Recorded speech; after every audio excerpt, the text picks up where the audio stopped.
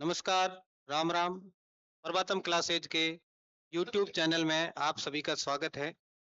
Pre BSTC एवं PTT 2025 के शिक्षण अभिरुचि में प्रभातम क्लासेज आपके लिए लाया है 500 महत्वपूर्ण प्रश्न जो आपके लिए बहुत उपयोगी साबित होंगे। और हम आज इन प्रश्नों का अभ्यास करने जा रहे हैं। सभी एक बार कक्षा में जुड़ जाएं और प्रभातम क्लासेज के यूट्यूब चैनल को सब्सक्राइब कर लें और बेल आइकन को दबा लें कि आने वाली कक्षाएं आपको समय पर मिलती रहे। और तो हम शुरू करने जा रहे हैं आज के जो प्रश्न हैं। देखिए, पहला प्रश्न है हमारे सामने कि विद्यार्थियों द्वारा अध्यापक के किस गुण को सर्वाधिक पसंद किया जाता है। देखो, विद्यार्थियों द्वारा अध्यापक के किस गुण को सर्वाधिक पसंद किया जाता है। प्रश्न को सही ढंग से अपन को पढ़ना है कि सर्वाधिक पसंद किया, यहाँ बात हो रही है कि सर्वाधिक पसंद। देखो, शिक्षक को विद्यार्थी हमेशा पसंद करते हैं, फॉलो करते हैं, लेकिन यहाँ प्रश्न में पूछा है कि सर्वाधिक पसंद किया जाने वाला गुण कौन। देखो, अपन ऑप्शन देखते हैं। पहला ऑप्शन है समय की पाबंदी, दूसरा निष्पक्षता, तीसरा अनुशासन प्रियता, चौथा है प्रभुत्व। तो अपन को ऑप्शन में देखना है कि सर्वाधिक पसंद किया जाने वाला जो गुण है उस पर टिक लगाना। देखो, समय की पाबंदी है तो विद्यार्थी भी फॉलो करते हैं, समय की पाबंदी होनी चाहिए।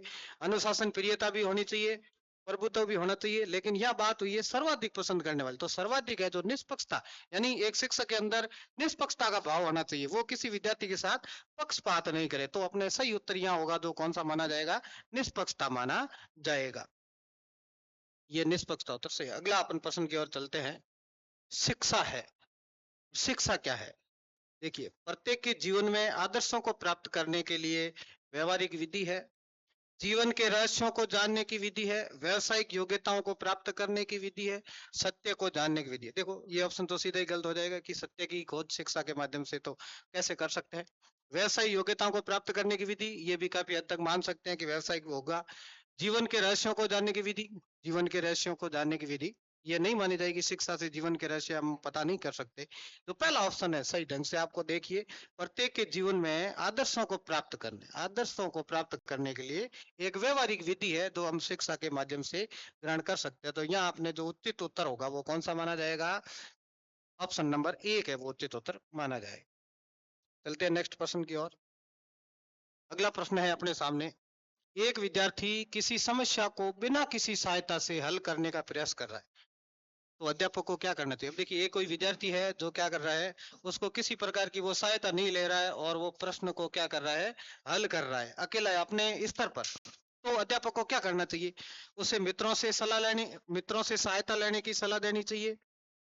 अब मित्रों से सहायता लेने की सलाह अध्यापक नहीं देगा, उस पर ध्यान देना चाहिए, उसे डांटना चाहिए या उसके व्यक्तिगत प्रयास की सराहना करनी चाहिए। अब देखिए, एक विद्यार्थी है वो बिना समस्या है वो किसी की सहायता के बिना खुद हल कर रहा है, तो उस पर ध्यान देने, ये ऑप्शन गलत हो जाएगा। उसे डांटना चाहिए, ये भी ऑप्शन एकदम गलत हो जाएगा। तो उसका जो व्यक्तिगत प्रयास है उसकी सराहना करनी चाहिए। यानी एक शिक्षक को क्या है कि उसके जो व्यक्तिगत प्रयास है उसकी सराहना करनी चाहिए, यानी उसको मोटिवेट करना चाहिए कि और तुम्हें आगे किस प्रकार से प्रयत्न करना है। तो अध्यापक को क्या करना, और हमेशा अपन को एक बात याद रखनी है, ऑप्शन अपन को सही ढंग से पढ़ने हैं और यहाँ जो पॉजिटिव उत्तर है वो अपन को इसमें देने होते हैं।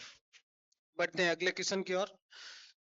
आपके विचार से औचक परीक्षा नियोजित है क्योंकि। अब देखिए, औचक परीक्षा का मतलब क्या, अचानक ली जाने वाली परीक्षा, वो न्यायोचित है। यानी आप क्या सोच रहे हैं उसके बारे में। आपको एक यहाँ शिक्षण अभिरुचि में जब भी उत्तर दो तो खुद को एक शिक्षक मान के उत्तर देने। तो आप क्या करोगे, इस दौरान विद्यार्थी भयभीत रहते हैं, आपको इस हेतु घर से कोई तैयारी करके नहीं आना पड़ता, औचक परीक्षा लेने की योग्यता होने के कारण आप शिक्षण से बच सकते हैं, या इस प्रकार की परीक्षा से विद्यार्थियों की योग्यता एवं ज्ञान की क्या है, वास्तविक जांच होती है। तो देखो, पहला ऑप्शन है भयभीत विद्यार्थी नहीं रहते, आपको इस हेतु घर से कोई तैयारी करके नहीं आनी पड़ेगी, औचक परीक्षा लेने की योग्यता होने के कारण आप शिक्षण से बच सकते हैं, ये भी ऑप्शन गलत हो जाएगा। इस प्रकार की परीक्षा में से क्या होता है कि विद्यार्थियों की योग्यता एवं ज्ञान की वो वास्तविक जांच होती है। यानी औचक परीक्षा जो भी आपने इकाई पढ़ाई है, जो पाठ आपने पढ़ा है, उसकी वास्तविक जांच है वो औचक परीक्षा के माध्यम से हो सकती है। तो कौन सा ऑप्शन नंबर सही होगा, ऑप्शन नंबर 4 है वो यहाँ क्या होगा, इस प्रश्न का सही माना जाएगा। नेक्स्ट प्रश्न की ओर बढ़ते हैं। कक्ष में अनुशासन बनाने के लिए आवश्यक है, कक्ष में अनुशासन बनाना है। आप एक शिक्षक हो, कक्षा में गए, आपको वहां क्या करना है, अनुशासन बनाना है। अनुशासन बनाने के लिए क्या सहायक होगा?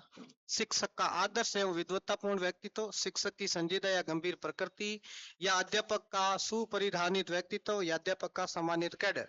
तो क्या करना है, कक्षा कक्ष में अनुशासन बनाने के लिए शिक्षक को क्या करेगा, खुद शिक्षक को आदर्श एवं विद्वत्तापूर्ण व्यक्तित्व, यानी आपका व्यक्तित्व ऐसा होना चाहिए कक्षा कक्ष में कि विद्यार्थी है वो क्या करे, आपको देख के कक्षा में अनुशासित रूप से रहने लग जाए। और तो आपका क्या होना चाहिए, आदर्श एवं विद्वत्तापूर्ण व्यक्तित्व, यानी पहला जो ऑप्शन है इस प्रश्न में अपना कौन सा होगा, वो राइट माना जाएगा। अगला है प्रश्न, आप विद्यार्थियों को प्रश्न पूछना क्यों चाहते हैं? आप है वो विद्यार्थियों को प्रश्न क्यों पूछना चाहते हैं? देखिए, क्यों पूछना चाहते हैं, यह जानने के लिए कि वह ध्यानपूर्वक सुन रहे हैं या नहीं, यह जानने के लिए कि सब विद्यार्थियों में से किसका बुद्धि स्तर उच्च है, यह जानने के लिए जिस प्रकरण पर चर्चा हुई थी वह विद्यार्थियों को पूरा समझ में आया है या नहीं, या फिर विद्यार्थियों की सहायता के लिए। अब देखो सीधी बात है, प्रश्न आप क्यों पूछोगे, क्यों पूछोगे, क्योंकि आपने जो शिक्षण कार्य उस दिन कक्षा कक्ष में करवाया है, वो जो आपने जिस विधि से कराया हो, जिस तरीके से कराया वो विद्यार्थियों को समझ में आया कि नहीं आया, सीधी सी बात है। उसी लिए अपन क्या है, प्रश्न विद्यार्थियों से करेंगे। तो इसमें कौन सा ऑप्शन सही हो सकता है? पहला, ये जाने ध्यानपूर्वक सुन रहे हैं, ये भी गलत हो जाएगा। ये जानने के लिए सब विद्यार्थियों में किसका बुद्धि स्तर उच्च है, ये भी ऑप्शन गलत हो जाएगा। विद्यार्थियों की सहायता के लिए, ये भी ऑप्शन गलत हो जाएगा। यह जानने के लिए कि जिस प्रकरण पर चर्चा हुई थी वह विद्यार्थियों को पूरा समझ में आया कि नहीं आया। तो इसमें सही ऑप्शन है, सार्थक ऑप्शन है, कौन सा माना जाएगा, यानी ऑप्शन नंबर 3। यानी क्या है कि यह जानने के लिए कि जो आपने चीज पढ़ाई है, जो चीज आपने विद्यार्थियों को आज करवाई है, उसको सही ढंग से समझ में विद्यार्थियों को आया है या नहीं आया है, ये पता करने के लिए। चलते हैं नेक्स्ट क्लास की ओर, नेक्स्ट प्रश्न की ओर। अध्यापक द्वारा विद्यार्थियों को दिया हुआ लिखित कार्य यानी नियत कार्य है वो कब जांचना चाहिए? हाँ, ये सबसे बड़ी चीज है, समझने वाली है कि जब वो जो अपन कार्य देते हैं बच्चों को, उसको क्या करना है, अपन को जांचना कब चाहिए। जो लिखित कार्य है, कौन सा कार्य, जो लिखित कार्य है वो जांचना कब चाहिए। अब देखिए ऑप्शन पे जब जाते हैं कि जब उसे समय मिले, लिखित कार्य नियत कार्य पूर्ण करने के तुरंत बाद, या रविवार को, या सप्ताह का अंतिम दिन, या साथ में आ रहे सप्ताह के दौरान। देखिए, जो आपने लिखित कार्य किया है, आप वो ज्यादा देर के लिए विद्यार्थियों के पास छोड़ देंगे तो वो व्यवस्थित आप उस काम को जांच नहीं पाएंगे। तो क्या करना है, जो भी लिखित कार्य जब भी विद्यार्थियों को आप देते हो, तो उसको क्या है, जो समय है उस समय के लिखित कार्य पूर्ण होने के बाद तुरंत बाद आपको उसकी क्या करनी है, जांच करनी है। तो सीधा इसमें ऑप्शन नंबर है वो 2 है, वो सही माना जाएगा कि लिखित कार्य है, नियत कार्य है, पूर्ण करने के तुरंत बाद उस कार्य की क्या करनी है, आपको जांच करनी चाहिए। अगला प्रश्न, अध्यापक को कक्षा कक्ष में किस प्रकार के प्रश्न पूछने चाहिए? अब देखो कि अध्यापक है, उसको कक्षा कक्ष में प्रश्न है वो किस प्रकार के पूछने चाहिए। अब देखो, जैसे हम अपन को क्या करना है, हमेशा प्रश्न पूछते तो आपको विद्यार्थियों को, प्रत्येक विद्यार्थी कक्षा में क्या है कि अलग अलग मानसिक स्तर का होता है। तो आपको प्रश्न पूछते हैं तब किस प्रकार से प्रश्न पूछने चाहिए, ऐसे प्रश्न जिनके उत्तर विद्यार्थी आसानी से दे सके, या ऐसे प्रश्न जिनके उत्तर विद्यार्थी आसानी से नहीं दे सके, या ऐसे प्रश्न जिनके प्राप्त उत्तरों से अध्यापक को यह निर्णय लेने की सुविधा मिल सके कि विद्यार्थी को पाठ पूरा समझ में आया है या नहीं, या ऐसे प्रश्न जिनसे यह संकेत मिल सके कि विद्यार्थी अध्यापक के शिक्षण से प्रभावित हुए या नहीं। तो देखिए अपन क्या करेंगे, यहाँ ऑप्शन नंबर 3 है, ये यहाँ सही माना जाएगा कि ऐसे प्रश्न पूछने हैं, ऐसे प्रश्न अपन को पूछने हैं जिससे क्या पता चलेगा, अध्यापक को यह निर्णय लेने में क्या है, सुविधा मिल जाएगी कि जो मैंने पढ़ाया है, जो मैंने काम करवाया है वो समझ में आया है या नहीं आया है।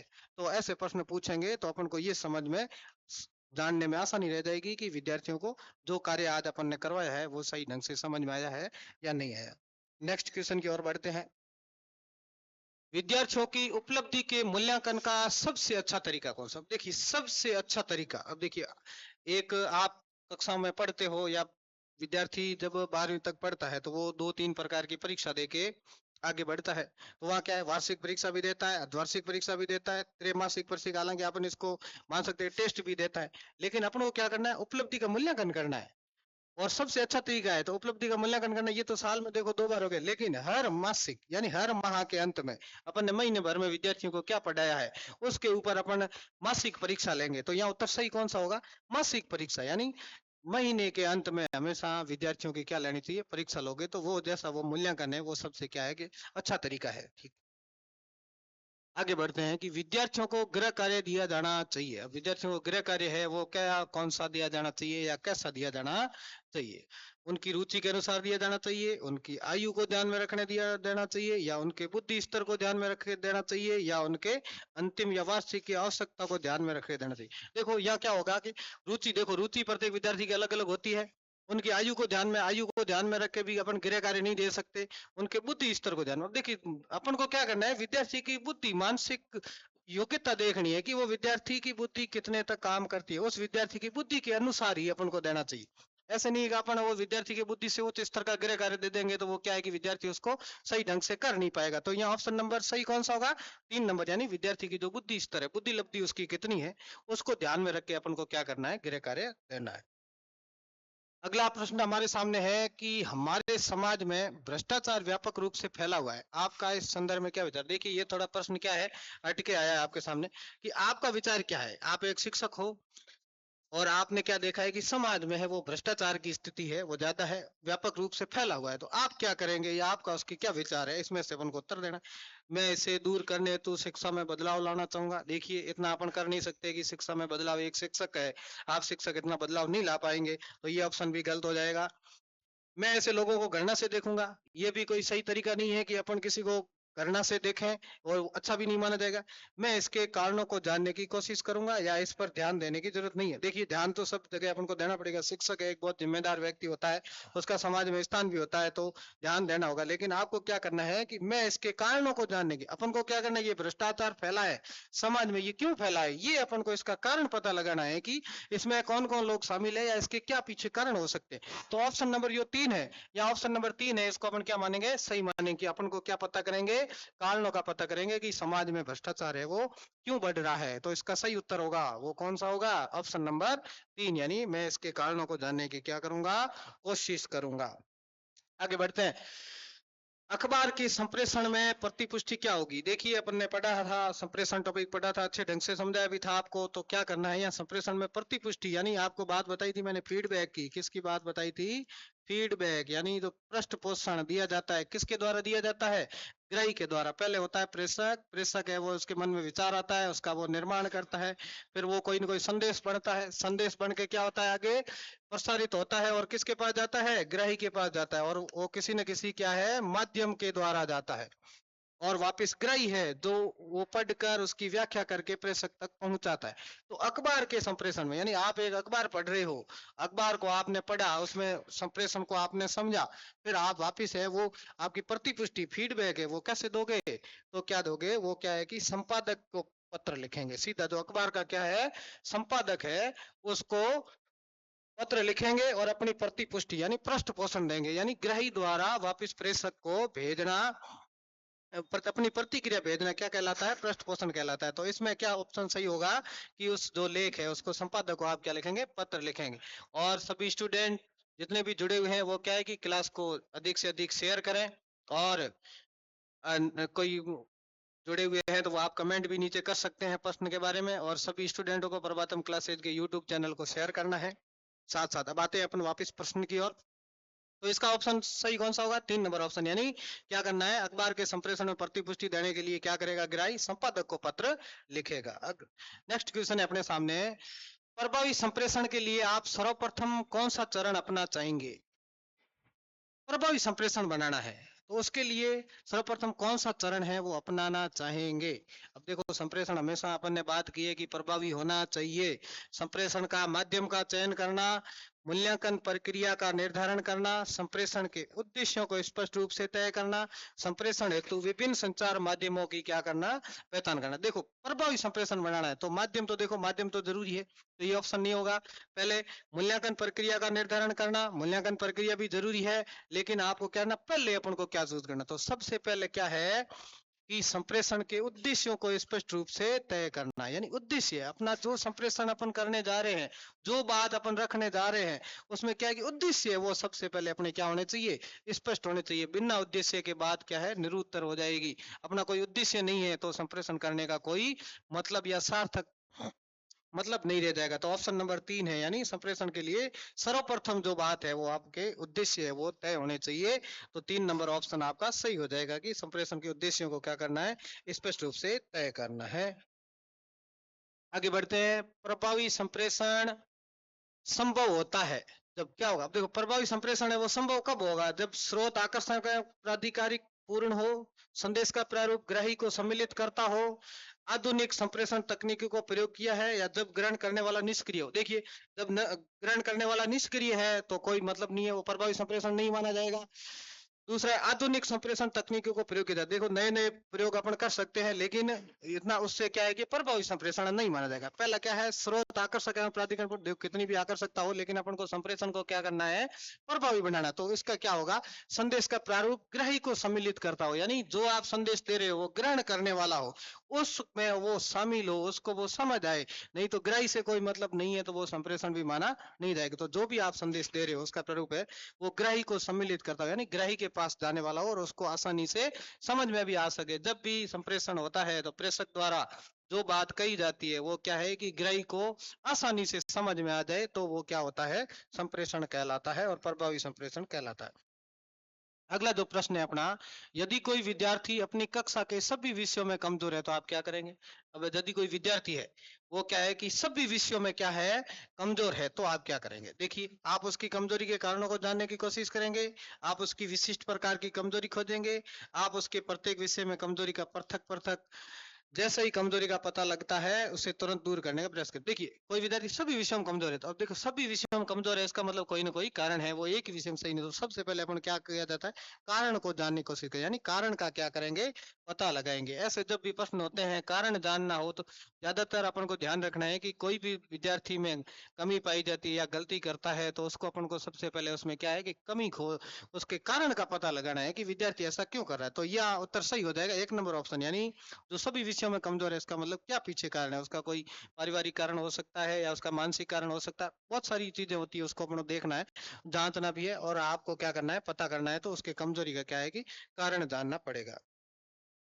अगला प्रश्न अपने सामने है कि निम्नलिखित में से कौन सा कथन सत्य नहीं है। अब देखो, कथन लिखे हुए हैं, इनमें से सत्य कौन सा नहीं है। देखिए, कभी कभी क्या है कि अपन प्रश्न पढ़ते नहीं है, सत्य और नहीं है, तो इसमें क्या करना है अपन को, निम्नलिखित में से कौन सा कथन है वो सत्य नहीं है, यानी एक कथन है जो सत्य नहीं है, बाकी 3 कथन है वो सत्य है। देखिए, एक अच्छा संप्रेषण करता एक अच्छा अध्यापक नहीं हो सकता, एक अच्छे संप्रेषण कर्ता को अच्छे हाजिर जवाबी की समझ होती है, एक अच्छे संप्रेषण कर्ता के पास व्यापक अध्ययन वृत्ति होती है, एक अच्छे संप्रेषणकर्ता की भाषा पर पकड़ होती है। देखिए, एक अच्छा संप्रेषण करता होगा, एक अच्छे संप्रेषणकर्ता की भाषा पर पकड़ होती है। देखिए, अच्छा संप्रेषण करता है तो वो उसकी भाषा पर भी अच्छी पकड़ होगी, तो ये कथन भी सत्य है। और अपन को कौन सा ढूंढना है कि इसमें सत्य नहीं है। दूसरा, एक अच्छे संप्रेषणकर्ता के पास व्यापक अध्ययन वृत्ति होती है। देखिए, अच्छा संप्रेषण करता है तो उसके प्रकार बड़े स्तर की अध्ययन की वृत्ति होगी, यानी वो हमेशा अध्ययनशील रहा होगा, इसलिए वो अच्छा संप्रेषणकर्ता बनता है। एक अच्छे संप्रेषणकर्ता को उससे हाजिर जवाबी की समझ होती है। देखिए, अच्छा संप्रेषण करता है तो हाजिर जवाबी की उसको अच्छी समझ होगी। पहला है, देखिए, एक अच्छा संप्रेषण करता है एक अच्छा अध्यापक नहीं हो सकता, ये बात है, ये बात सत्य नहीं है। यानी एक अच्छा संप्रेषण करता है तो वो जरूरी नहीं है कि वो एक अच्छा अध्यापक नहीं हो सकता, ये बात क्या है, असत्य है, यानी सत्य नहीं है। तो ऑप्शन नंबर 1 है वो यहाँ क्या हो जाएगा, सही माना जाएगा। नेक्स्ट क्वेश्चन है कि कक्षा कक्ष संप्रेषण में सबसे मजबूत अवरोधक क्या है। कक्षा कक्ष संप्रेषण में सबसे मजबूत है वो अवरोधक क्या माना जाएगा। देखिए, कक्षा कक्ष में आप शिक्षक हो, कक्षा कक्ष में गए बच्चों को पढ़ा रहे हो, तो वहां है वो आपको सबसे मजबूत, यहाँ बात पूछिए मजबूत अवरोधक क्या है, 4 ऑप्शन दिए हुए हैं, इनमें से मजबूत। देखिए, कक्षा कक्ष में शोर है, देखिए थोड़ा बहुत शोर है, विद्यार्थी शोर करते हैं तो भी अपन संप्रेषण वहां हो सकता है। अध्यापक के पक्ष की तरफ से भ्रांति, अब अध्यापक के पक्ष की तरफ से कुछ मन में संशय है वो भी हो सकती है। कक्षा कक्ष में बाहर का अधिक व्यवधान, अब देखिए कक्षा कक्ष में बाहर हो सकता है विद्या कोई बड़ी आवाज आ रही हो पास में, या फिर कोई बच्चे उद्यम मचा रहे हो, वो भी अधिक व्यवधान हो सकता है। और लास्ट में शिक्षण सामग्री की कमी। अब देखिए, यहाँ कक्षा में संप्रेषण बिल्कुल नहीं हो पाएगा जब शिक्षण सामग्री अपने पास नहीं है। एक अध्यापक है वो कक्षा में गया, लेकिन उसके पास आज क्या मुझे कक्षा में करवाना है, वो शिक्षण सामग्री नहीं है, तो वो कक्षा कक्ष में प्रभावी या अच्छा मजबूत अवरोधक हो सकती है। तो वो क्या होगी, वहां पर शिक्षण सामग्री की कमी होगी, यानी शिक्षण सामग्री का जब शिक्षक के पास अभाव रहेगा तो वो अच्छा संप्रेषण कक्षा कक्ष में नहीं कर पाएगा। तो यहाँ अपना ऑप्शन नंबर 4 है वो सही होगा कि शिक्षण सामग्री की कमी। अगला प्रश्न है, देखिए, प्रभावी शिक्षण साधारणतः फलक होता है। प्रभावी शिक्षण है वो साधारणतः क्या फलक होता है? देखिए, अध्यापक की विद्वता का, अध्यापक की ईमानदारी का, अध्यापक द्वारा विद्यार्थी को सिखाने और अच्छी तरह से समझने का, अध्यापक का शिक्षण व्यवसाय को पसंद कर। देखो, शिक्षण व्यवसाय अध्यापक को कि सब कोई पसंद आ सकता है, अध्यापक को शिक्षण व्यवसाय पसंद है, ये साधारणतः अच्छा फलक नहीं है। या अध्यापक की विद्वता, अध्यापक की ईमानदारी, ये ऑप्शन भी गलत है, ये ऑप्शन भी गलत है। प्रभावी शिक्षण है वो कब होगा? जब अध्यापक द्वारा विद्यार्थी को सिखाने और अच्छी तरीके से समझाने का उसके अंदर कौशल होगा। तो ये ऑप्शन नंबर 3 सही होगा। जो क्या होगा? अच्छा है वो शिक्षण, प्रभावी शिक्षण अध्यापक तभी करा पाएगा जब उसके द्वारा शिक्षण करवाने पर व्यक्ति विद्यार्थी को सिखाने और अच्छी तरीके से समझाने की उसके अंदर अगर शिक्षण विधि है, अच्छा कौशल है, तो है वो क्या तब होगा? वो क्या माना जाएगा? प्रभावी शिक्षण माना जाएगा। ऑप्शन नंबर 3 है यहाँ इस प्रश्न में सही होगा। अगला क्वेश्चन क्या है? एक शिक्षक प्रभावी होता है यदि एक शिक्षक है वो प्रभावी होता है, कब प्रभावी होता है? वह कक्षा में प्रत्येक को बात समझाता है, प्रत्येक बालक के लिए व्याख्या को दोहराता है, विविध प्रकार के अधिगम अनुभव प्रदान करता है, वह विद्यार्थी द्वारा उठाए गए सभी प्रश्नों के उत्तर देता है। देखिए, एक शिक्षक है वो प्रभावी कब होगा, यानी एकदम प्रभावशाली कब होगा? क्या करेगा? वह कक्षा में प्रत्येक बात को समझाता है, ठीक है, कक्षा में प्रत्येक बात को समझाता है, ये भी अच्छी बात है। प्रत्येक बालक के लिए व्याख्या को दोहराता है, यानी जो उसने चीज बताई है वो अगर कोई बच्चा कहे कि मुझे समझ नहीं है तो वो दोबारा बताता है, ये भी अच्छी बात है। लेकिन अपन को क्या करना है? प्रभावी कब होगा? विविध प्रकार के अधिगम अनुभव, यानी उसके अंदर क्या होंगे? विविध प्रकार के अधिगम अनुभव प्रदान करता है, यानी उसके पास बहुत सारे सीखने, अधिगम का मतलब क्या है? सीखना, सीखने के उनके पास जितने अनुभव है, अनुभव के माध्यम से अगर विद्यार्थियों को वो समझाएगा तो वो एक शिक्षक है वो क्या होगा? प्रभावशाली माना जाएगा और सभी बच्चों को अच्छे ढंग से क्या करा पाएगा? अधिगम करा पाएगा। तो यहाँ ऑप्शन नंबर 3 है वो आपका क्या हो जाएगा? सही हो जाएगा।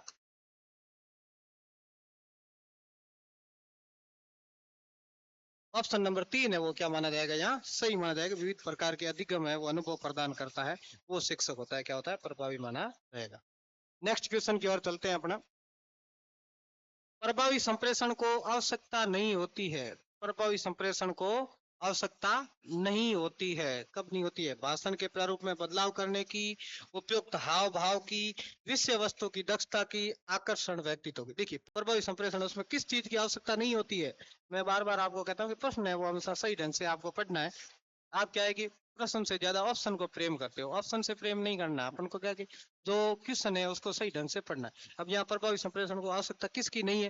भाषण के प्रारूप में बदलाव करने की, उपयुक्त हाव भाव की, या आवश्यकता नहीं है? ये तो आवश्यकता है, हाव भाव में आपको बदलाव करना पड़ेगा, विषय वस्तु की दक्षता है, इसमें भी आपको बदलाव करना पड़ेगा, आकर्षण व्यक्तित्व है, ये भी आपको करना पड़ेगा, लेकिन भाषण का जो प्रारूप है उसमें आपको बदलाव करने की आवश्यकता नहीं होती है। प्रभावी संप्रेषण, तो यहाँ क्या होगा? ऑप्शन नंबर 1 है वो सही माना जाएगा।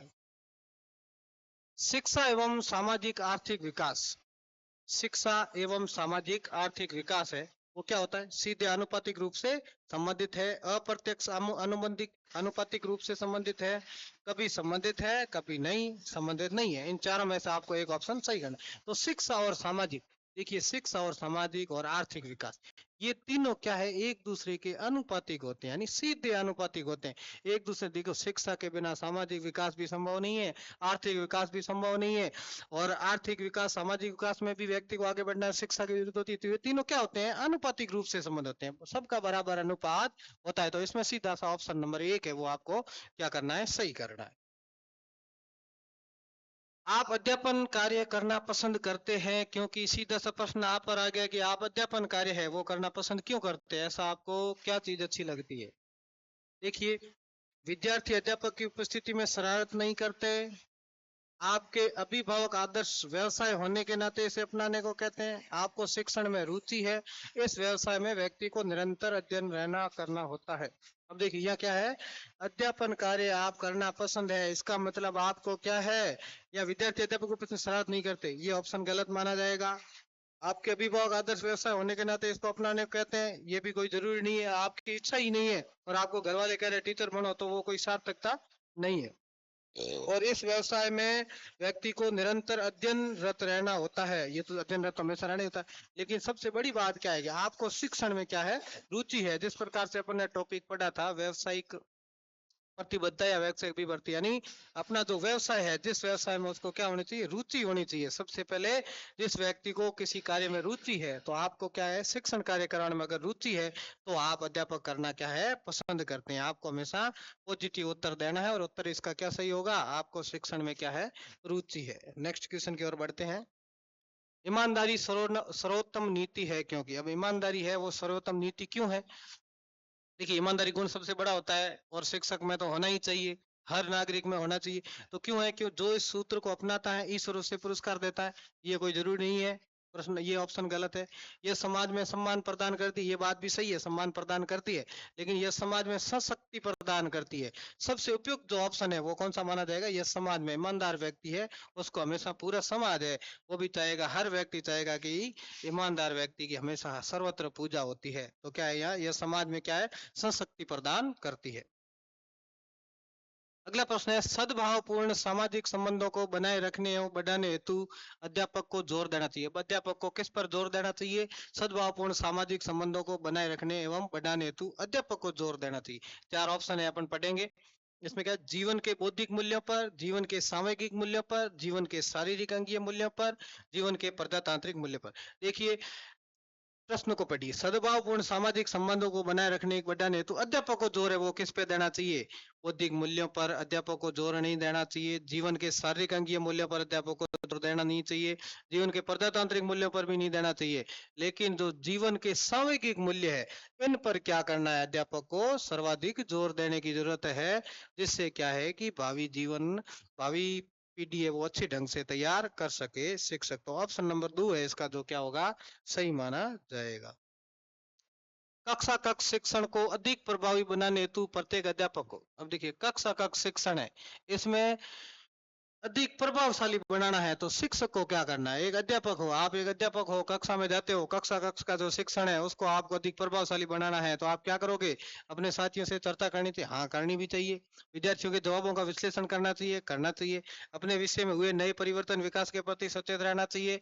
अपने लेखों को प्रकाशित करना चाहिए। अब देखो सबसे बड़ी बात क्या है इसमें, अधिक प्रभावशाली बनाना है। देखो ये प्रभावशाली तो इससे भी हो जाएगा, ये ऑप्शन अपने काम नहीं करेगा, ये ऑप्शन भी काम नहीं करेगा, ये ऑप्शन भी काम नहीं करेगा। लेकिन एक अध्यापक है उसको हमेशा क्या है, अध्ययनशील भी रहना चाहिए, और नए नए क्या नवाचार क्या हुए हैं, नए नए क्या परिवर्तन हुए हैं, उसमें हमेशा कौन कौन सी नई शिक्षण विधियां आई है, वो हमेशा एक शिक्षक को क्या है कि ध्यान में रखनी चाहिए। तो यानी अपने जो विषय में जो नए परिवर्तन हुए या उसके प्रति कोई भी अगर चीज हुई है तो उसको क्या करना है, शिक्षक को सचेत रहना है, और हमेशा नई नई शिक्षण विधियों का उपयोग करते हुए आगे बढ़ना है। तो हमेशा अपडेट रहना है, यानी तो ऑप्शन नंबर 3 है वो अपना सही हो जाएगा, जिससे क्या है कि कक्षा का शिक्षण है वो प्रभावशाली एक शिक्षक बना सकता है।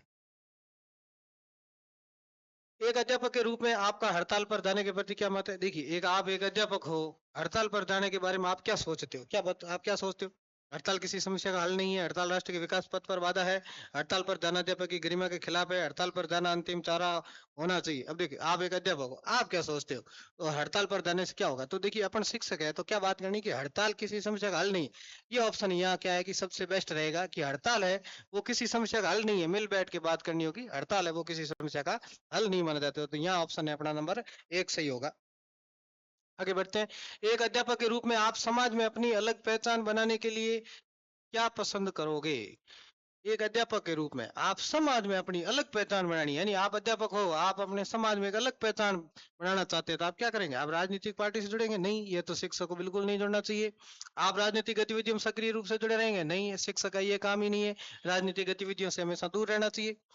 आप अपनी शिक्षण संबंधी जिम्मेदारियों को सही रूप से निर्वहन करना चाहेंगे? अच्छी बात है, करनी चाहिए। आप समाज में यह साबित करने की कोशिश करेंगे कि आप सर्वोत्तम है? ये भी बात गलत है। आप ये नहीं बता सकते, कोई व्यक्ति ये नहीं कह सकता कि मैं सबसे उत्तम हूँ या सबसे सर्वोत्तम हूँ। तो आप अपनी शिक्षण संबंधी जिम्मेदारी, यानी जो आपका कार्य है, आपका जो शिक्षण का कार्य है, इसमें आपको निर्वहन है वो सही ढंग से करना, समय पर विद्यालय जाना, समय पर वापिस आना, विद्यार्थियों को शिक्षण कार्य करवाना, ये अपनी जिम्मेदारी जो निभाएंगे तो आपके समाज में क्या है कि अलग पहचान भी बन जाएगी, और लोग आपको पसंद भी करेंगे, और उस विद्यालय में, जिस विद्यालय में आप कार्य कर रहे हो, वहाँ के बच्चे भी है वो क्या आपको पसंद करेंगे। तो यहाँ ऑप्शन नंबर 3 है वो अपना क्या होगा, सही माना जाएगा। अगला, इन दिनों में शिक्षित व्यक्ति ज्यादातर बेरोजगार दिखाई पड़ रहे हैं, आपकी दृष्टि से इसका क्या कारण हो सकता है? देखिए बताइए उत्तर, सभी कमेंट करके बताओ भाई। इन दिनों में शिक्षित व्यक्ति ज्यादातर क्या हो रहे हैं, बेरोजगार हो रहे हैं। तो क्या है इसमें, क्या है, शैक्षिक स्तर में गिरावट है क्या? शिक्षा का फैलाव दूर है, व्यापक हो गया है, शिक्षा बिना सिद्धांतों के या शिक्षा बिना उद्देश्यों। देखिए बेरोजगार आजकल अपन देखते हैं कि पढ़े लिखे तो बहुत है लेकिन बेरोजगारी ज्यादा है। तो क्या है, शैक्षिक स्तर में तो गिरावट नहीं हो सकती क्योंकि शिक्षा तो वही की वही सबको मिल रही है। शिक्षा का फैलाव दूर है, व्यापक हो गया, हाँ जो गांव गांव ढाणी ढाणी तक आजकल शिक्षा पहुंच गई है।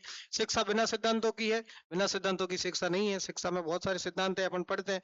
शिक्षा बिना उद्देश्यों की, देखिए हाँ ये ऑप्शन सही हो सकता है कि शिक्षा बिना उद्देश्यों के, यानी कोई उद्देश्य नहीं है फिर भी बच्चे जा रहे हैं, डिग्रियां कर रहे हैं, कोई भी वो सही ढंग से, वो क्या है कि जिस डिग्री को करना चाह रहे हैं वो सही ढंग से प्रशिक्षण नहीं ले पा रहे हैं, बच्चों का कोई उद्देश्य नहीं है, सीधे ही भेड़ चाल की तरह चल रहे हैं, तो वो सही माना नहीं जाएगा। तो ज्यादातर बेरोजगार होंगे, यानी उनका कोई उद्देश्य नहीं। तो व्यक्ति का उद्देश्य है वो क्या होना चाहिए, स्पष्ट होना चाहिए। तो बेरोजगारी क्यों है, दिखाई क्यों पड़ रही है, क्योंकि बिना उद्देश्यों की शिक्षा है वो ग्रहण कर रहे हैं विद्यार्थी।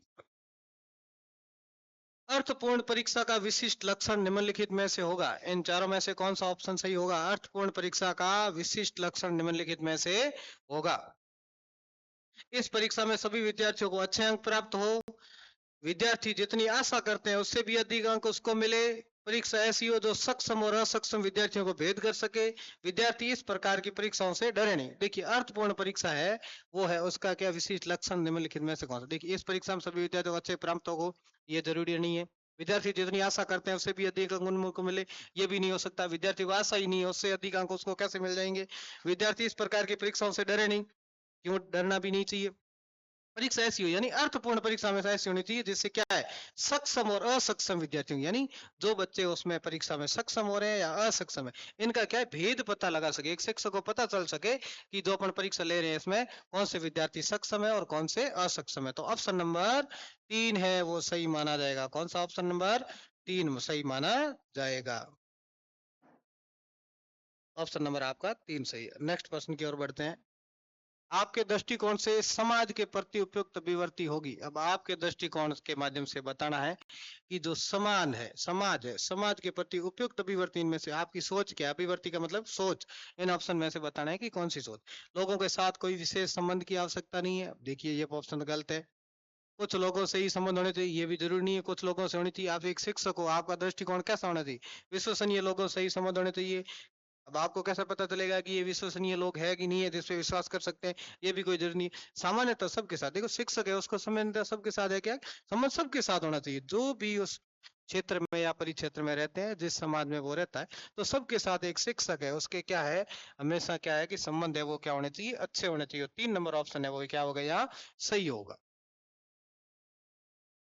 शिक्षा न केवल संस्कृति को संरक्षित करती है अपितु यह बाद में उसे क्या करती है? देखिए शिक्षा न तो केवल संस्कृति को संरक्षित करती है अपितु यह बाद में क्या करती है, समृद्ध बनाती है, परिभाषित करती है, आध्यात्मिक बनाती है, जन समूह के मध्य प्रसिद्धि दिलाती है। देखिए शिक्षा केवल संस्कृति को संरक्षित करती है बल्कि उसके साथ साथ क्या करती है, ये सबको समृद्ध भी बनाती है। आपको क्या करती है? तो ऑप्शन नंबर 1 है इस प्रश्न में वो क्या माना जाएगा, सही माना जाएगा। निम्नलिखित में से कौन सी सृजनात्मकता की विशेषता नहीं है? देखिए अपने सृजनात्मकता पढ़ी थी, सृजनात्मकता की मुख्य विशेषता क्या है, यानी कैसा ज्ञान होगा, वो नवीन ज्ञान होगा। नवीन और मौलिक ज्ञान होता है वो सृजनात्मकता की पहली पहचान है, यानी ऐसा कार्य जिसको पहले कभी वो हुआ ही नहीं हो। तो देखिए निम्नलिखित में से सृजनात्मकता की कौन सी विशेषता नहीं है, प्रश्न को ध्यान से पढ़ना है, नहीं पूछा हुआ है। तो देखिए नवीन चिंतन, देखिए एक सृजनशील बालक होगा उसके अंदर नवीन चिंतन की भावना होती है। मौलिकता यानी नयापन, मौलिक वो चीज बनाता है। उत्पादकता, उत्पादकता भी उसमें होती है। अपरिवर्तनशीलता यानी ये गुण है, ये जो क्या है सृजनात्मकता में विशेषता में नहीं आता है, अपरिवर्तनशीलता उसमें नहीं होती है। तो ऑप्शन नंबर 4 है वो क्या होगा, सही माना जाएगा। विद्यार्थियों के कार्यों का निरंतर मूल्यांकन होना चाहिए, कार्यों का मूल्यांकन हमेशा निरंतर करना चाहिए। क्यों क्यों करना चाहिए भाई? इससे भी अध्यापक के नियंत्रण में रहेंगे, समय का सदुपयोग होगा, विद्यार्थी सत्र पर्यंत अध्ययन के लिए प्रेरित रहेंगे, विद्यार्थियों को परीक्षा का अनुभव मिल पाएगा। देखिए निरंतर मूल्यांकन करना है, निरंतर परीक्षा लेनी है, तो क्या होगा, विद्यार्थी पूरे सत्र पर्यंत अध्ययन के लिए प्रेरित रहेंगे, यानी वो पढ़ने के प्रति प्रेरित होते रहेंगे कि हमारा आज कितना सुधार हुआ है। एक शिक्षक जब परीक्षा लेता है, मूल्यांकन करता है, तो विद्यार्थियों को क्या करता है, उनको प्रेरित भी करता है कि आपको हमेशा अच्छे अंक आ रहे हैं, इसका मतलब आपके अध्ययन में क्या आ रहा है, सुधार आ रहा है। तो ऑप्शन नंबर 3 है यहाँ पर सही होगा कि विद्यार्थियों को सत्र पर्यंत है वो क्या है, अध्ययन के लिए प्रेरित रहेंगे जब निरंतर मूल्यांकन आप विद्यार्थियों का लेते रहेंगे। तो नेक्स्ट क्वेश्चन की ओर बढ़ते हैं। अगला क्वेश्चन है, किसी संगठन में कमजोर नेतृत्व का क्या परिणाम होगा। देखिए कोई संगठन है, उसका अगर नेतृत्व है, यानी उसका नेतृत्व करने वाला नेता है वो कमजोर होगा, तो उस पर क्या प्रभाव पड़ेगा, संगठन टूट जाएगा, संगठन में विद्रोह हो जाएगा, संगठन में नई शक्ति का उदय होगा, संगठन का प्रत्येक सदस्य स्वतंत्र हो जाएगा। देखिए यहाँ का जो नेतृत्व है वो भी कमजोर है, शुरू से ही अगर नेतृत्व कमजोर है तो वो संगठन पहले ही क्या होगा, टूट जाएगा, चलेगा ही नहीं, तो उसमें किस प्रकार का विद्रोह होगा। तो क्या ऑप्शन सही कौन सा होगा कि वो संगठन है वो क्या होगा, टूट जाएगा। तो 1 नंबर ऑप्शन है वो आपका यहाँ सही हो जाएगा। शिक्षण प्रशिक्षण का मुख्य उद्देश्य क्या है। देखिए शिक्षकों को जो प्रशिक्षण दिया जाता है उसका जो मुख्य उद्देश्य है वो क्या होता है, शिक्षण व्यवसाय के प्रति प्रेरित करता है, शिक्षण कौशलों की दक्षता का विकसित करना, विद्यार्थियों की पहचान करने की योग्यता विकसित करना, अध्यापकों की बढ़ती मांग की पूर्ति करना। देखिए यहाँ शिक्षण प्रशिक्षण है, यानी जो टीचर्स को ट्रेनिंग दी जाती है वो किस काम के काम आती है, शिक्षण व्यवसाय के प्रति प्रेरित। देखिए प्रशिक्षण देने से पहले वो प्रेरित हो जाता है, या प्रशिक्षण देने के लिए कुछ नहीं है, शिक्षण कौशलों की दक्षता, यानी आगे जाके शिक्षक को क्या करना है, पढ़ाने का काम करना है, तो उसके कौशल का विकास करे। यानी ये जो ट्रेनिंग होती है, ये जो शिक्षण प्रशिक्षण होते हैं, इसमें शिक्षकों के अंदर बहुत सारे कौशलों का निर्माण किया जाता है, जिससे कि आगे जाकर वो क्या है कि विद्यार्थियों को अच्छे ढंग से शिक्षण कार्य करवा सके। तो ऑप्शन नंबर सही होगा यहाँ पर 2, शिक्षण कौशलों की जो दक्षता है वो विकसित करना। आगे बढ़ते हैं, नेक्स्ट क्वेश्चन है, एक छोटा बच्चा किसकी आदतें ग्रहण करता है। देखिए छोटा बच्चा है वो अभी तक विद्यालय आया नहीं है, उससे पहले की बात हो रही है, तो वो बच्चा किसकी आदतों को ग्रहण करेगा, उसके मित्रों की, यानी छोटा बच्चा है तो उसके ज्यादा इतने मित्र भी नहीं होंगे, सहपाठी तथा विद्यालय के मित्र, अभी वो छोटा है, विद्यालय के अंदर सही ढंग से आया ही नहीं है, उसके अध्यापकों की, क्योंकि अध्यापक से उसका भी संपर्क भी नहीं हुआ, तो परिवार के सदस्यों, यानी बच्चा ज्यादातर क्या है, ज्यादातर समय वो किसके पास रहता है, परिवार के पास रहता है, तो परिवार के सदस्यों को देखकर है वो क्या है कि उसकी आदतें ग्रहण करेगा। तो इसका ऑप्शन नंबर 3 सही होगा कि क्या है, परिवार के सदस्यों की। आगे बढ़ते हैं, अगला क्वेश्चन क्या है, मैं अपने समूह के सदस्यों की आवश्यकताओं की पूर्ति करने की कोशिश इस आशा के साथ करता हूं कि वे भी आज्ञाकारी व वफादारी से मेरे नेतृत्व की स्वीकार करेंगे। इस प्रकार का नेतृत्व क्या कहलाता है। अब देखिए यहाँ जो एक नेतृत्व यानी एक समूह का नेता है वो किस लिए काम कर रहा है कि मैं इसलिए आशा करता हूँ कि सामने वाले से भी वही आशा करता है कि वो भी है वो मेरे प्रति वफादारी निभाए, यानी ये एक प्रकार का क्या हो गया, उन दोनों में समझौता दिख रहा है। देखिए मैं तेरी मानूंगा तो मेरी मानना, तो मैं तेरे समूह की सहायता करूंगा तो मेरी समूह की सहायता करना। तो ये प्रजातांत्रिक तो है नहीं, क्योंकि ये क्या है कि इससे पहले ये आशा करके फिर इसका सहयोग कर रहा है। प्रभुत्ववादी भी नहीं है, क्योंकि इसका इस पर ज्यादा प्रभुत्व ये भी प्रभाव नहीं है कि वो मेरी माने ही माने। और आशावादी भी नहीं, आशा नहीं कर रहा है, ये क्या है, इस आशा के साथ करता है कि आज्ञाकारी वफादारी उसकी निभाए। तो ये एक प्रकार से क्या हो गया, समझौतावादी हो गया। नहीं, समझौता हो रहा है कि मैं तुम्हारी सहायता करूंगा तुम मेरी करना। तो यहाँ ऑप्शन नंबर सही हो जाएगा 3, समझौतावादी। अगला प्रश्न है कि विद्यार्थी के हित में अध्यापक का उत्तरदायित्व निहित है। अब देखिए विद्यार्थी के हित में, यानी विद्यार्थी के हित में अध्यापक का कौन सा उत्तरदायित्व है वो निहित है। विद्यालय में, विद्यालय और समाज दोनों में, खेल के मैदान में, बाजार में। देखिए विद्यालय है तो वहाँ खेल मैदान भी है, लेकिन यहाँ अपन को क्या बात ध्यान रखनी है कि विद्यालय और समाज दोनों में विद्यार्थी के हित यानी अध्यापक है वो क्या है, एक प्रकार से सामाजिक आस्था का केंद्र बिंदु माना जाता है अध्यापक को। तो जो विद्यार्थी के हित के लिए शिक्षक का उत्तरदायित्व बनता है कि वो विद्यालय में और समाज दोनों स्थानों पर क्या है कि विद्यार्थियों का हित देखे। तो ऑप्शन नंबर 2 सही हो जाएगा। आगे बढ़ते हैं, आपकी दृष्टि से एक विद्यालय के प्रधानाध्यापक में सबसे महत्वपूर्ण आवश्यक गुण जो उनके व्यक्तित्व होना चाहिए। यानी पहले भी अपन एक क्वेश्चन पे चर्चा की थी कि अध्यापक विद्यार्थी होते हैं वो अध्यापक के कौन सा गुण सर्वाधिक पसंद करते हैं, उसमें ऑप्शन थे। और ये भी एक प्रश्न आपके सामने, यानी प्रधान अध्यापक यानी एक संस्था प्रधान जो विद्यालय का क्या करता है, संचालन करता है, उसका कौन सा गुण है जो एक यहाँ प्रभावशाली, इन ऑप्शन है दिए हुए इनमें से होना चाहिए। उच्च योग्यता, देखिए ये तो होता ही है तभी तो वो प्रधान अध्यापक बना है। ज्ञानवान, ज्ञान तो उसके पास है तभी वो पढ़ लिख के आगे बढ़ा है, योग्यता भी है। कठोर भी नहीं होना चाहिए। या आपका व्यक्तित्व है उनका कैसा होना चाहिए, निष्पक्ष होना चाहिए। कैसा होना चाहिए, निष्पक्ष, यानी समतल लेके, सबको समान लेने होगी। ऐसे नहीं कि एक प्रधानाध्यापक है और उसके 7 8 9 कर्मचारी काम करते हैं, उसमें वो 2 जनों का पक्ष करे, 2 जनों को कहे तुम चला लोगे, 2 4 दिन नहीं आओगे तो भी चलेगा, बाकी वालों को ज्यादा काम कराए, ये भाव है या ये गुण है प्रधानाध्यापक में नहीं होना चाहिए। वो हमेशा क्या होना चाहिए, निष्पक्ष होना चाहिए। तो सबसे आवश्यक गुण ये प्रधानाध्यापक में होना चाहिए। आंतरिक मूल्यांकन प्रणाली की सिफारिश की जा चुकी है, क्योंकि आंतरिक, देखिए आंतरिक मूल्यांकन प्रणाली, इसकी सिफारिश क्यों हुई है, इससे क्या फायदा होता है। शिक्षक उनके विद्यार्थियों को जानते हैं, अध्यापक वही प्रश्न पूछते हैं जो उन्होंने पढ़े हैं, अध्यापक उनके विद्यार्थी के सबसे अच्छे निर्णायक होते हैं, या विद्यार्थी परीक्षा के दौरान तनाव मुक्त रहेंगे। देखिए इनमें कौन सा ऑप्शन सही होगा, शिक्षक उनके विद्यार्थियों को जानते हैं, ये तो सिर्फ शिक्षक को पता ही होता है हमेशा। अध्यापक वही प्रश्न पूछते हैं जो उन्होंने पढ़ा है, ये जरूरी नहीं है जो पढ़ाएंगे उसके की बात भी करेंगे, लेकिन अध्यापक उनके विद्यार्थी के सबसे अच्छे निर्णय को देंगे।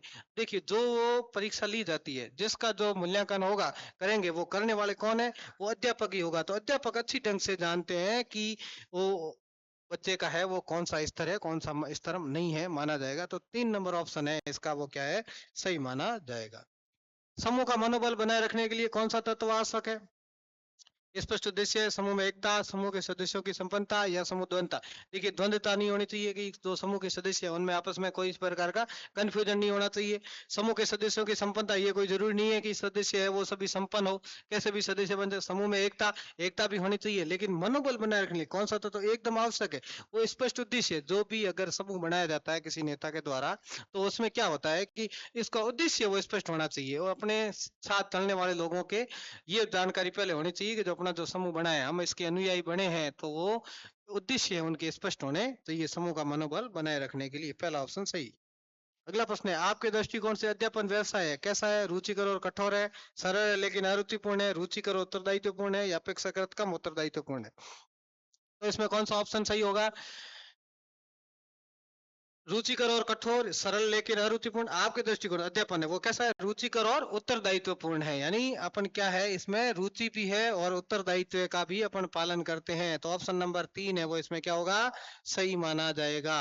हमारी शिक्षा प्रणाली में सुधार दिखाई क्योंकि नहीं पड़ रहा है, सुधार दिखाई क्यों नहीं पड़ रहा है, प्रशासक उदासीन है, शिक्षक उदासीन है। देखिए शिक्षा प्रणाली में अगर सुधार दिखाई नहीं पड़ रहा है तो इनके उदासीन होने से कोई फर्क नहीं पड़ेगा। उदासीन कौन है, शिक्षक है, शिक्षक को उदासीन नहीं रहना है, हमेशा क्या रहना है, सक्रिय रहना है। आपके कुछ विद्यार्थी आपकी कक्षा में लगातार नहीं आ रहे हैं, इसके शिक्षक के रूप में आप क्या करेंगे। देखिए कोई विद्यार्थी है आपके कक्षा में काफी दिनों से नहीं आ रहा है, तो कोई ध्यान नहीं दोगे, नहीं ध्यान देना पड़ेगा। उन विद्यार्थियों को दंडित करूंगा, नहीं दंडित नहीं कर सकते। शिक्षण को ज्यादा प्रभावी बनाना है, ये भी ऑप्शन सही नहीं है। आपको क्या करना है, कारणों को जानूंगा, यानी आप एक शिक्षक हो तो विद्यार्थी लेट आ रहा है, क्यों नहीं लेट आ रहा है, उसका कारण जानना है, और उसके घर पे भी जाना है, मिलना है, और उसके पता करने का प्रयास करना है। ऑप्शन नंबर 4 सही है। अध्यापक बनने के बाद आप किस प्रकार का कार्य करना पसंद करेंगे। देखिए आप अध्यापक बन गए तो आप कौन सा कार्य पसंद करेंगे, विद्यार्थियों को सहायता करेंगे, विद्यार्थियों के ज्ञान स्तर को समृद्ध करोगे, विद्यार्थियों की शिकायत प्राचार्य करना, ये काम आपका नहीं है। आपने विद्यालय में शिक्षण स्तर को बढ़ाना, ये भी करना है, लेकिन सबसे ज्यादा यहाँ सही ऑप्शन होगा वो कौन सा होगा, विद्यार्थियों के ज्ञान स्तर को उनको क्या करना, आपको समृद्ध करना है, उनके विद्यार्थियों के ज्ञान को बढ़ाना। ऑप्शन नंबर 2 है वो सही माना जाएगा। आप अपने विद्यार्थी को किस प्रकार का गृह कार्य देना पसंद करेंगे। देखिए आप है वो कैसा गृह कार्य है वो विद्यार्थियों को देना पसंद करेंगे, कठिन है और जटिल। देखिए कठिन गृह कार्य नहीं देना है विद्यार्थियों को। सरल है मनोरंजन पूर्ण गृह कार्य ताकि वे इसे अपनी सुविधा से हल कर सके। अरुचिपूर्ण ताकि वे शीघ्र उब जाए। संक्षिप्त है उत्तेजना से पूर्ण ताकि वे स्वयं हल कर सके। ऐसा गृह कार्य भी काम का नहीं है। अरुचिपूर्ण तो बिल्कुल देना नहीं है। तो आपको कैसा देना है, सरल और मनोरंजन पूर्ण, यानी ऐसे प्रश्न उसमें देने हैं, सरल देने हैं, कुछ मनोरंजन वाले भी होने चाहिए। जैसे आपने कोई कहानी लाने के लिए दे दी है, कहानी लिखने के लिए दे दी, या कोई निबंध लिखने के लिए, तो विद्यार्थी क्या है बड़े चाव से करेंगे। तो ऑप्शन नंबर 2 है यहाँ सही होगा कि सरल है मनोरंजन पूर्ण गृह कार्य देना है। अगला क्वेश्चन है, अभी तक आपने जो शिक्षा प्राप्त की है वो क्या काम किए है। शिक्षा समय काटने का पड़ाव रहा है, उपयोगी और मूल्यवान रहा है, यह आपके धन संपत्ति प्राप्त करने के जुनून को बढ़ाने वाला है, या यह नैतिक नैतिक मूल्यों रहित रहा है। तो इसमें से कौन सा ऑप्शन सही होगा बताइए।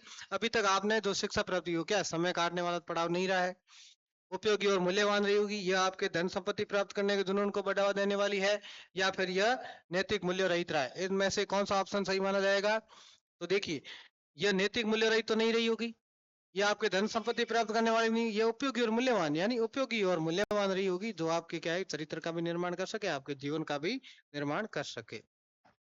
अध्यापक यह जानना चाहता हो कि उसका शिक्षण प्रभावी है या नहीं। तो उसे शिक्षण के दौरान ही क्या करना चाहिए, विद्यार्थियों को हंसाना चाहिए। देखिए हंसाने से तो काम नहीं चलेगा, ये ऑप्शन भी गलत है। लापरवाह विद्यार्थियों को हतोत्साहित करना चाहिए, ये भी गलत बात है। कमजोर विद्यार्थियों को निष्कासित कर देना चाहिए, ये भी गलत बात है। सुसंगत प्रश्न पूछने चाहिए ना, आपको अच्छे ढंग के प्रश्न पूछने हैं और आपको क्या करना है, प्रभावी है या नहीं बच्चों को, तभी आपको पता चलेगा। शिक्षा सर्वोत्तम रूप से क्या है, बालकों के सामूहिक विकास है। विद्यार्थियों के मध्य धार्मिक अधर्मिका की शिक्षा देने की प्रक्रिया है। बालकों के समग्र विकास की प्रक्रिया है, या फिर बालकों का बौद्धिक विकास करना।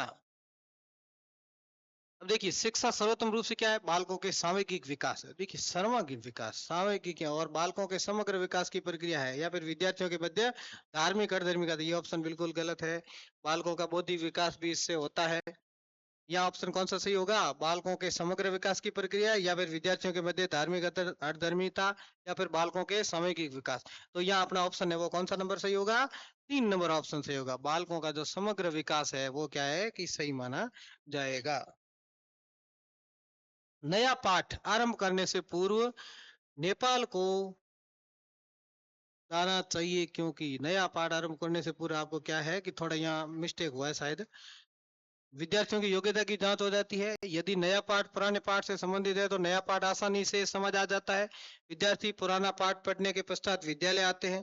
यह कक्षा अनुशासन बनाए रखने में मददगार होता है। देखिए नया पाठ आपने आरंभ किया है तो पूर्व पाठ से क्या उसका कनेक्शन है। देखिए नया पाठ आप पुराने पाठ से संबंधित है तो नया पाठ क्या है, आसानी से समझ में आ सकता है, आप उससे बात करोगे। अब हम क्या है, आज का ये अपना अंतिम प्रश्न है। आगे और प्रश्नों की चर्चा हम अगली क्लास में करेंगे। तो आज जितने भी प्रश्न हुए हैं इनको सभी विद्यार्थी इस क्लास को आगे से आगे शेयर करें, सभी विद्यार्थियों से इनको जोड़ने की कोशिश करें और कैसे आपको प्रश्न लगे ये भी बताएं। सबका बहुत बहुत धन्यवाद।